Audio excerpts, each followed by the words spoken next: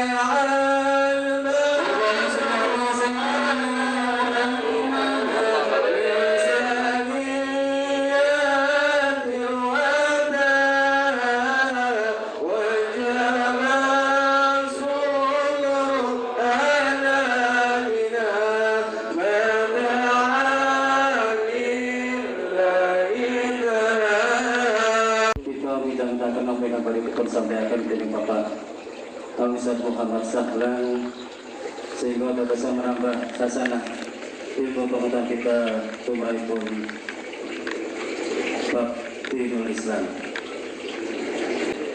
Terima kasih Bapak Ustaz Muhammad Sahlan Bekal Sahabat dengan Allah SWT.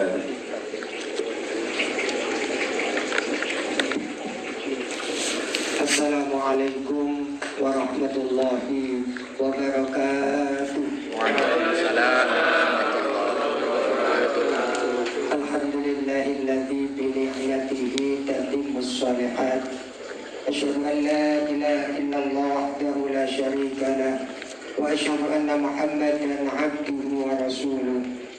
Allahumma shalli wa sallim ala sayyidina wa habibina wa syafi'ina qurrati a'yunina Muhammad sallallahu alaihi wasallam wa ala alihi wa sahbihi ajma'in. Amma ba'du.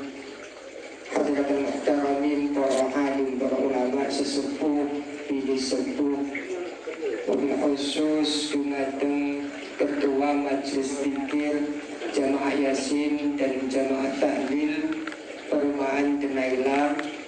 Ingkang kula hormati bapak-bapak jamaah dari Perum Denaila, semoga Allah Subhanahu wa taala memberi berkah kepada kita semua. Amin ya rabbal alamin. Dan tak lupa yang terhormat Sahibul Bait dalam hal ini Bapak Agus sekeluarga, kita berdoa semoga beliau berdua selalu diberi perlindungan oleh Allah Subhanahu wa taala, begitu pula keluarganya dan anak-anaknya diberi anak-anak yang saleh-salehah. Amin ya rabbal alamin. Temane kula bingung niki wonten amban warsa, wonten tahlil pas menghadapi Idul Hijjah. Nah ini temane sing penak opo? Bingung kula. Ya pun ngaten mawon. Kula badhe nyuplik tentang surat Yasin mawon.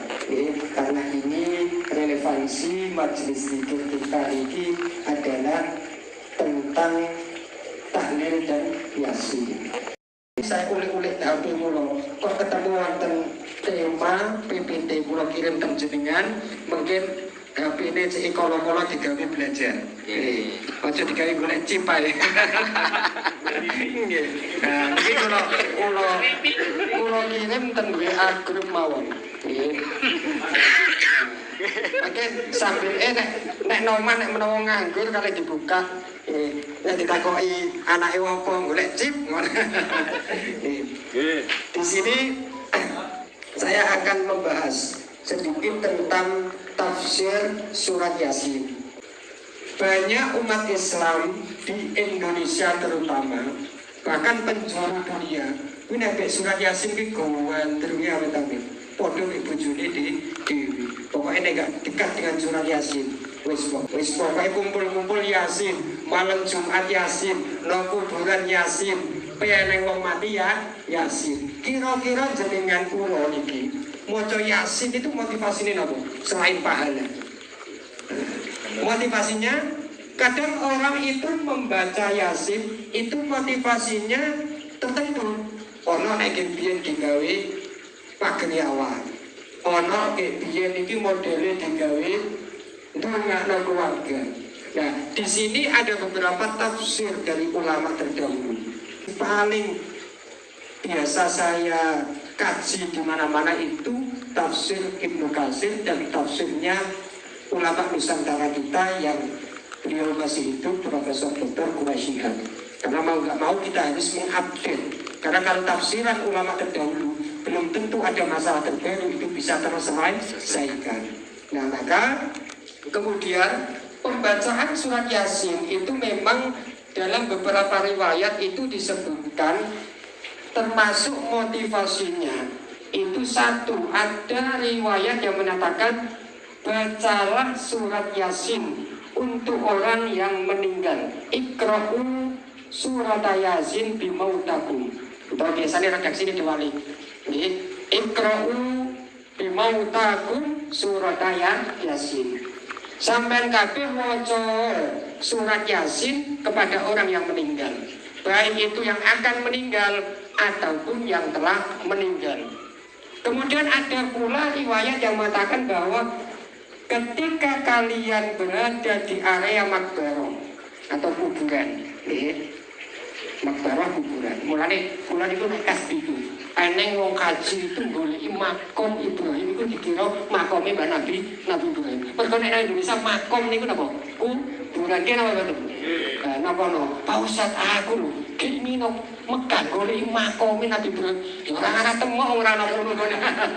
Padahal makom Ibrahim itu adalah tempat pijakannya Nabi Ibrahim ketika membuat Ka'bah. Nah, kata saya makanya di sini saya mengatakan bahwa ketika kalian masuk di area makbarah kuburan, kalau buat ngarani makom kuda keliru kuburan, maka bacalah surat Yasin, maka orang di sekitarnya yang sudah meninggal insya Allah akan diringankan siksanya, bukan dihilangkan, oke?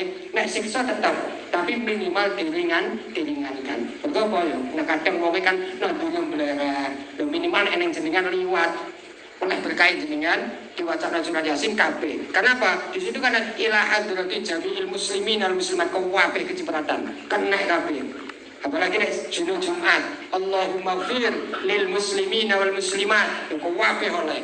Tapi ana wong iku sing ora iki khusus kuwake nyuwante. Jadi nek kuburan iki nyuwante gak butuh rebutan wong. Ya ana, mergo kok anake saleh salihah bendina maca surat Yasin untuk orang tuanya. Apapun aktivitas positif di atine dilurusno untuk orang tua saya.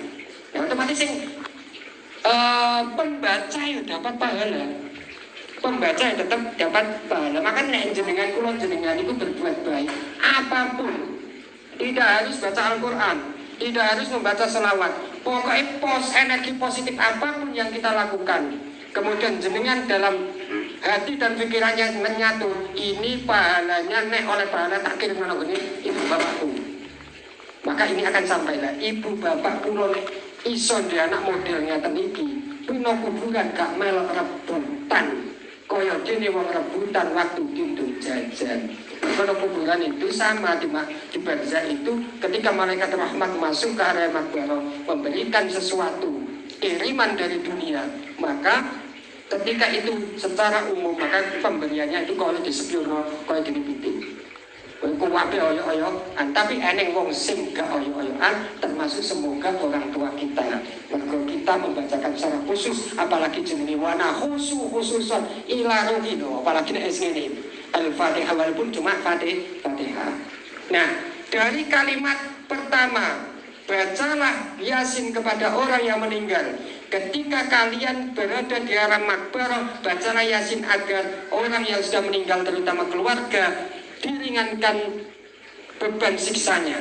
Ada lagi siapa yang membaca surat Yasin malam hari, maka dosa selama 1 hari ini terampuni dengan Allah. Nah inilah kemudian yang menjadi motivasi umat Islam dari riwayat-riwayat ini. Tapi kadang kita kan nggak tahu itu. Pokoknya lihat maca Yasin, melok maca Yasin, engkau faedah apa kan guru. Nah inilah kemudian ini majelis zikir ini selengkap jadi mulai edit tahlil, Yasin, maca gibah. Untungnya gak sarawi ini mesti diwaca. Nah diwaca sarawi ini ya tanah lagi nih. Kan jalannya semakin banyak. Mulai ya Rabbi sholli ya Rasulullah, kemudian jadi selama saya mengikuti majelis zikir bacaan Yasin ini paling keren.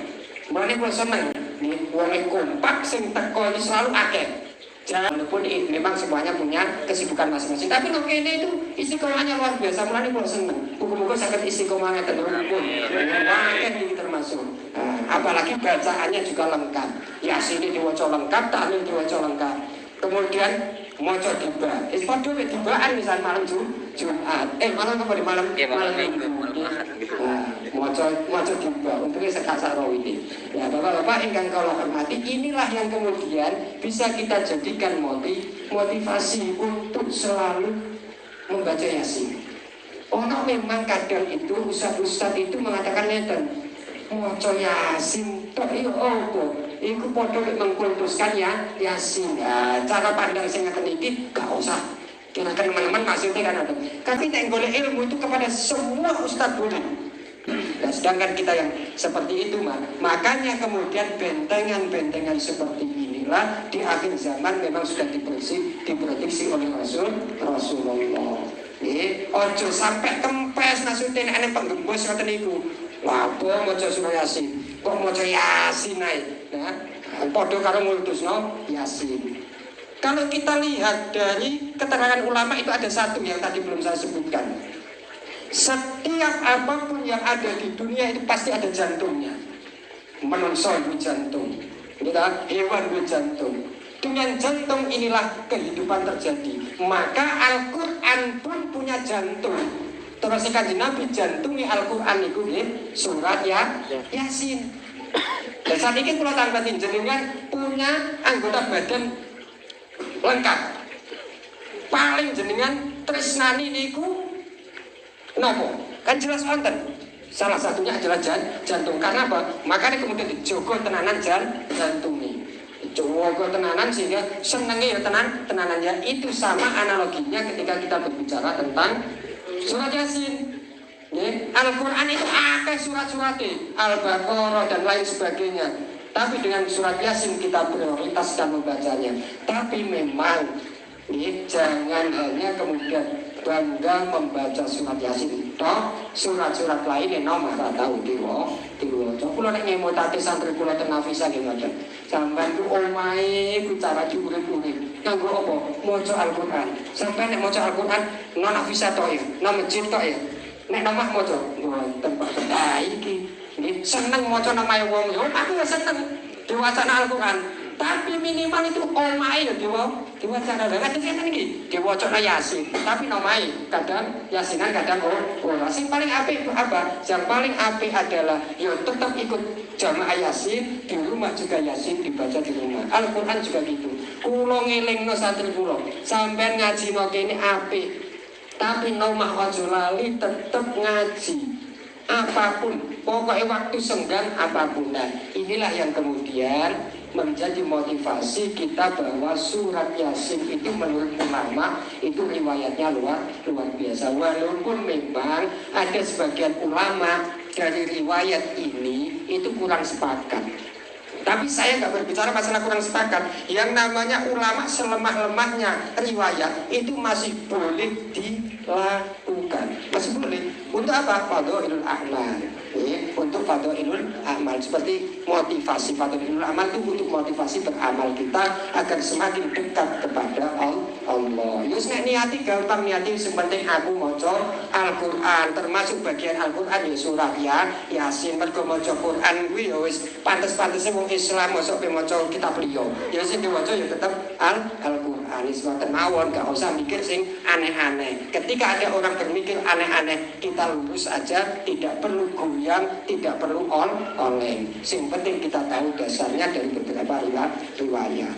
Niki nembe Yasin Pak. Niki kula tekanan nembe Yasin. Wis semua 15 menit. Nah, ini belum Al-Qur'anil Hakim innaka laminal mursalin. Tasik dawa muga-muga kita diberi umur panjang oleh Allah sehingga bisa mengkaji ayat-ayat selanjutnya. Ini pasti enak ngeten. Nurut nggih. Karena kita Yasin harus tahu bagaimana sih Yasin itu harus seperti apa kita. Nah, ini mungkin yang dapat saya sampaikan. Mohon maaf terlalu lama waktunya. Ini kita wis suwe, ini serongkalan ya wis suwe. Jadi mohon maaf yang sebesar-besarnya. Insya Allah kita lanjut pada ayat kedua yang akan datang. Semoga kita semuanya diberi umur panjang oleh Allah Subhanahu wa Ta'ala. Kurang lebihnya mohon maaf. Saya pribadi semoga apa yang kita kaji hari ini bermanfaat di dunia wa dunya wal akhirah. Assalamualaikum warahmatullahi wabarakatuh.